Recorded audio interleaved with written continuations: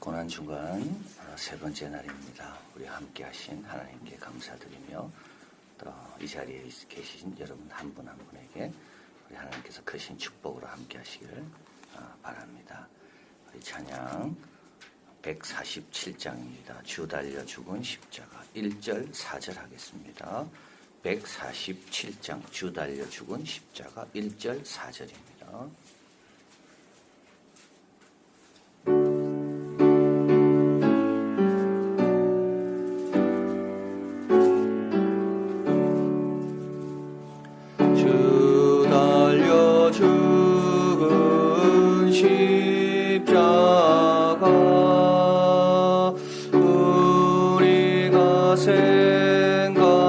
생각할 때에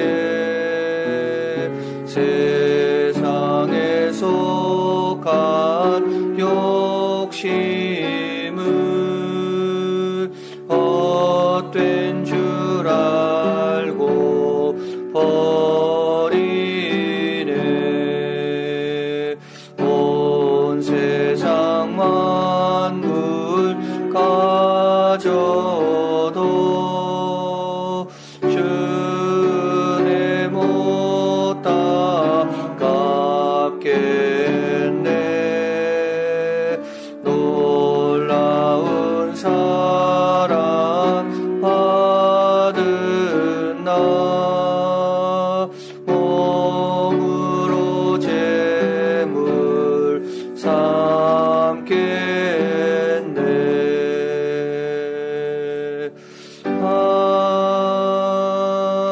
아멘. 네, 오늘 쉬는 말씀은 마태복음 23장입니다.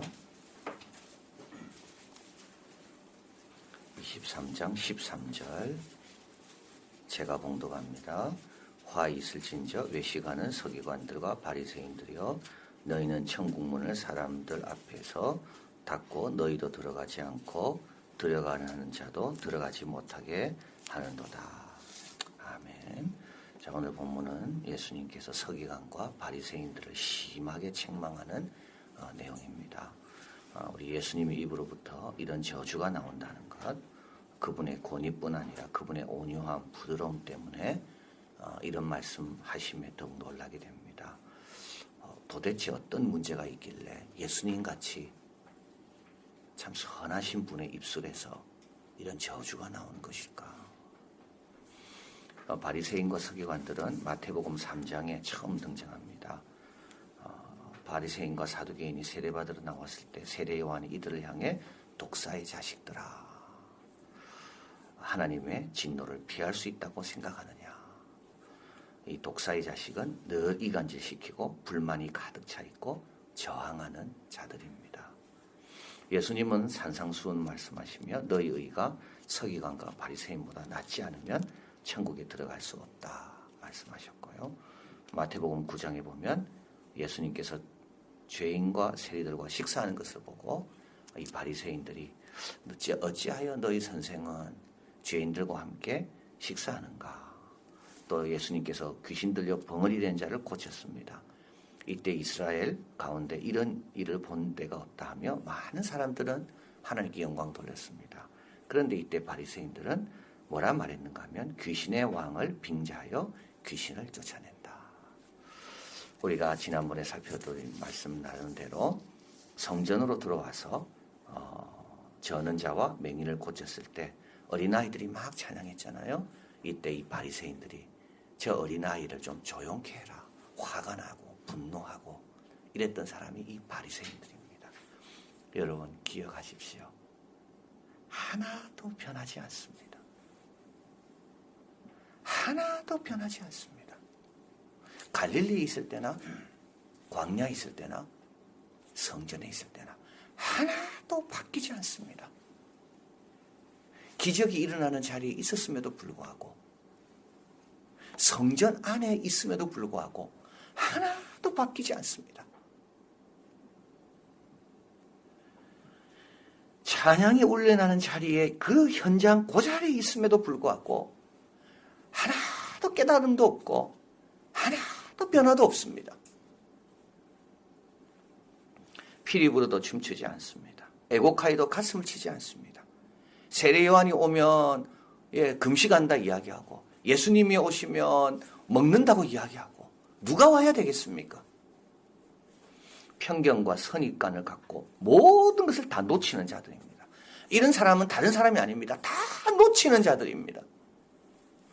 자기의 상처를 드러내 고침받기를 원하지도 않고 또 상처가 고침받을 때 그 고통에 대한 두려움과 염려 때문에 끝까지 상처를 내놓지 않는 사람이 이 바리새인이요 서기관들입니다. 지옥으로 향하는 큰 길에 서 있습니다.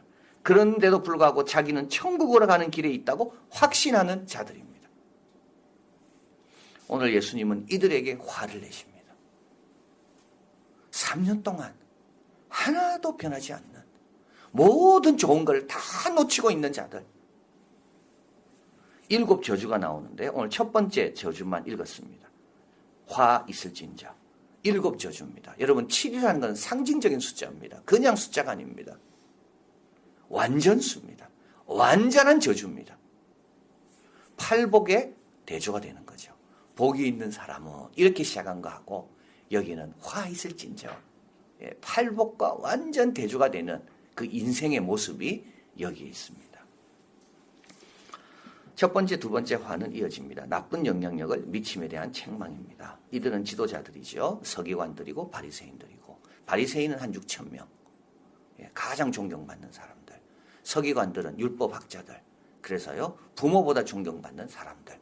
그런데 이들은 책임감도 없습니다. 사랑도 없습니다. 그래서요 자기도 천국 문을 닫아 못 들어가게 하고 다른 사람도 못 들어가게 합니다. 어렵게 얻은 교인 한 명이 교회 왔습니다. 그런데요 지옥의 짐을 2배나 지게 하는 자들이 이런 자라고 예수님은 말씀합니다. 여러분 교회 와서 성도를 시험께 빠지는 사람은 이런 사람들입니다. 사랑도 없고 책임감도 없습니다. 자기 못 들어가는 건 괜찮은데 남까지 못 들어가게 합니다. 그래서 그 사람 만나고 나니까 어떻게 됩니까? 시험이 더 드는 겁니다. 여러분 이런 사람은 예수님이 화 있을진저 말씀합니다. 두 번째는 세 번째와 네 번째 저주죠. 경건의 실천에 대한 모순적인 태도를 갖고 있습니다. 이렇게 말합니다. 성전으로 맹세하면 지키지 않아도 돼요. 그러나 성전의 금으로 맹세하면 지키라고 이야기하는 거예요. 제단으로 맹세하면 지키지 않아도 돼요. 그러나 제단의 금으로 맹세하면 지키라 그래요.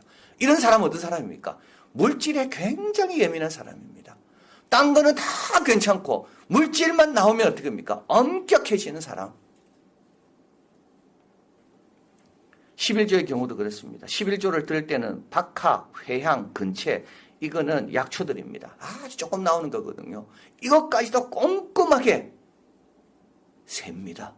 그러나 율법에서 강조하는 인, 의, 신, 인자함, 의로움, 신실함 이런 것에 대해서는 강조하지 않습니다. 예수님 말씀합니다. 하루 살리는 걸러내고 약대는 삼키도다. 자기의 이익을 강조하기 위해 진짜 중요한 것을 다 놓치는 사람입니다. 교회 와서 뭘 봅니까? 진짜 중요한 걸 얻어가야 되는데 진짜 중요한 게는 별 관심이 없습니다. 이런 세세하고 꼼꼼하고 별 중요하지 않는 일에 관심을 갖습니다. 이런 사람을 우맹자요 소경이라고 말합니다. 왜 우맹자요 소경입니까? 좋은 걸 못 보니까요. 왜 우맹자입니까? 귀한 걸 다 놓치고 있으니까요. 알아보질 못해요, 귀한 거를. 자, 그리고 5번째, 6번째 화는 겉에만 신경 쓰고 속은 썩어 있는 것에 대한 책망입니다. 잔의 겉은 깨끗하다고 말씀합니다. 그러나 잔 안은 더럽습니다. 여러분, 잔이요, 안이 더러우면 쓸모가 없습니다. 그래서 잔을 닦을 때는 겉과 속을 같이 닦아야 됩니다. 근데 예수님께서 순서가 있다고 가르쳐 주십니다. 먼저 안부터 깨끗해라. 그러면 겉도 깨끗해진다. 겉만 깨끗하게 하는 사람 누굴까요? 이게 외식하는 사람입니다. 이게요 뭡니까? 연기하는 사람입니다. 자기의 삶을 안 살고요. 늘 연기만 하고 있습니다. 무대 위에 서 있습니다. 회칠한 무덤 같습니다. 걸어가는 시체입니다. 썩은 것이 걸어다니고 있는 거죠. 왜냐하면 속은 썩어 있으니까. 자, 예수님께서 마지막으로 하나님 보낸 자를 핍박하는 그런 선지자의 핍박에 대한 책망입니다. 그런데 이 선지자에 대한 핍박은요, 한 번으로 끝나지 않습니다. 시대가 가도 바뀌어도 여전히 핍박하고 있습니다. 이거 아주 중요한 내용입니다. 진짜 선지자는요, 계속 똑같은 말 하거든요. 그러니까 이 선지자 말 듣기 싫어서 이 선지자 없앴습니다. 근데 그 다음 하나님께서 선지자 보내잖아요. 근데 그 선지자도 다른 말을 할까요? 아닙니다. 똑같은 말 합니다. 왜냐하면 하나님 보냈기 때문에. 그래서요, 또 죽입니다. 또 죽입니다. 또 죽입니다.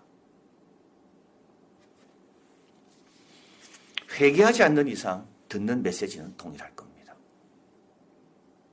왜냐하면 하나님이 보낸 자기 때문에요. 그래서 무덤을 자꾸 만들고 있다. 33절 예수님 말씀합니다. 독사의 새끼들아, 너희가 어떻게 지옥의 판결을 피하겠느냐. 자, 우리 지금 바리새인과 서기관을 향한 책망은 그냥 예수님께서 한 번 보신 게 아닙니다. 3년 동안 지켜보신 겁니다. 하나님께서 지금까지 우리를 지켜보시면서 어떻게 말씀하실까? 예수님께서 내가 너를 쭉 지켜봤는데 너 정말 변한 게 하나도 없다. 너 어떻게 하나도 안 변하고 그때나 지금이나 동일하냐? 이런 말을 들으면 어떻게 되겠습니까, 우리가? 이렇게 많은 시간 교회 와서 보내고 이렇게 많은 시간 교회를 위해서 헌신했는데 주님 보시기에 너는 어떻게 동일하냐? 예수님은 바리새인과 서기관들의 누룩을 주의하라. 이 누룩은 오늘날 치면 바이러스입니다. 여러분 진짜 조심해야 될 게 이 바리새인의 바이러스입니다. 이거는 외식하는 겁니다. 연기합니다.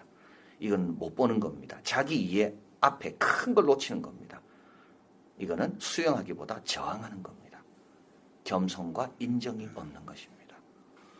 어떻게 해야 됩니까? 속을 깨끗이 해야 됩니다. 외식하면 안 됩니다. 진실해야 됩니다. 어린아이처럼 있는 그대로 다 받아들이고 속이 깨끗해야 됩니다. 그리고 두 번째로 좀 더 정직해야 됩니다. 책임의식이 좀 더 있어야 됩니다. 사랑이 좀 있어야 됩니다. 우리 안드레는 베드로처럼 될 수 없었습니다. 그러나 베드로에게 예수님을 소개한 게 안드레입니다. 이게 사랑이요. 이게 책임의식입니다. 마지막으로 먼저 그 나라와 그 일을 구해야 됩니다. 이해관계 앞에서 내 이해관계 앞에서는 열심을 내면서 하나님 나라와 그 이해에 있어서는 무관심한 그런 자들. 먼저 그 나라와 그 일을 구하고 좀 더 책임의식과 사랑을 갖고 속부터 깨끗이 하는 사람. 이런 사람은 소경이 아니라 잘 보는 자가 되고 이 사람은 겉도 깨끗하게 되고 그리고 천국을 막는 자가 아니라 천국에서 크다 일컬음을 받는 자가 된다. 주님이 지켜보시고 기뻐하시며 안심할 수 있는 그런 우리가 되기를 진심으로 바랍니다. 사랑의 하나님 감사합니다. 지난 세월 주님께서 다 보고 계셨습니다. 은혜 받는 자리에 나도 있었고 찬양하는 자리에도 저희들도 있었고 역사가 일어나고 열매가 있는 자리도 저희도 있었습니다. 하나님, 그러나 여전히 저항하고 있습니까? 여전히 불평하고 있습니까? 여전히 이해관계만 생각하고 있습니까? 하나님, 정말 중요한 것을 놓치고 있지는 않았습니까? 주님 십자가에 달린 이 고난주간 우리 마음에 있는 욕심 다 내려놓게 하시고 이제 더 이상 연기하듯 신앙생활하지 않게 도와주시고 진실되게 정직하게 겸손하게 주님 앞에 가져오는 것을 주저하거나 두려워하거나 막지 않게 하시고 주님 앞에 다 내려놓아 치유받고 회복받고 주님이 깨끗게 하심으로 왕같은 제사장 역할을 감당하고 어린아이처럼 주님을 마음껏 찬양하고 나음을 입고 치료를 받아 주님을 열심히 따라가는 그와 같은 복된 자들이 다 되게 하여 주시옵소서. 오늘 이 새벽에 다른 거 기도하지 않습니다. 주님, 나를 바꿔주십시오. 하나님, 내가 더 나아지기를 원하고 겉사람은 후패하지만 속사람은 날로 새로워지기를 원합니다. 이 십자가의 은혜로 나를 새롭게 해주시고 그리고 그 나라와 그 일을 생각하며 먼저 된 자로서 책임감과 사명과 사랑을 가지고 주님께서 택하고 보낸 종들을 복되게 하고 영광스럽게 하고 더 잘되게 하는데 쓰임받는 그런 우리들이 되는 것이 우리의 기도 제목 되게 하여 주시옵소서. 하나님 각 가정에서 우리 아이들과 함께 예배드리는 가정들 너무 감사합니다. 우리 가정이 원래 이렇게 찬양과 말씀이 있었어야 되는데 너무 바쁘고 너무 힘들었습니다. 그래서 하나님께서 다 멈추게 하시고 가정에서 찬양이 울려나게 하십니다. 감사합니다. 우리 아이들, 우리 교회학교 아이들 하나님 축복하여 주시고 하나님 교회 와서 신앙생활 하면 할수록 주님 보시기에 더 아름다운 모습으로 변화되는 복된 우리 자녀들 다 되게 하여 주시옵소서. 오늘도 기도하고 또 하루가 출발됩니다. 하나님 주님과 동행하고 주님 의지하고 특별히 고난주간입니다. 삼가할 거 삼가하고 우리 예수님 생각하며 절제하고 그래서 부활의 그런 놀라운 축복과 영광을 잘 준비하는 우리 이한교회 성도들 대한민국에 있는 모든 성도들 다 되게 하여 주시옵소서. 해외에 군대가 있는 우리 아이들 다 지켜주시고 오고 가는 발걸음 다 붙들어 주시고 오늘 하루도 어디에 있든지 주님이 주시는 축복과 보호 가운데 잘 거할 수 있도록 하나님 함께하여 주시옵소서. 모든 말씀 예수 그리스도 이름으로 기도하옵나이다. 아멘. 하늘에 계신 우리 아버지시여 이름이 거룩히 여김을 받으시오며 나라에 임하옵시며 뜻이 하늘에서 이루어진 것 같이 땅에서도 이루어지이다. 오늘날 우리에게 일용할 양식을 주옵시고 우리가 우리에게 죄진 자를 사하여 준 것 같이 우리 죄를 사하여 주옵시고 우리를 시험에 들게 하지 마옵시고 다만 악에서 구하옵소서. 대개 나라와 권세와 영광이 아버지께 영원히 있사옵나이다. 아멘.